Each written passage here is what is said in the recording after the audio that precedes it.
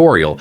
Today, I'll show you how to connect your Notion workspace with Google Calendar so you can manage your tasks and events all in one place. First, open Google Calendar. On the left side, find your calendar and click the three dots next to its name, then select Settings and Sharing. Scroll down and check the box to make your calendar public. This allows Notion to access your events.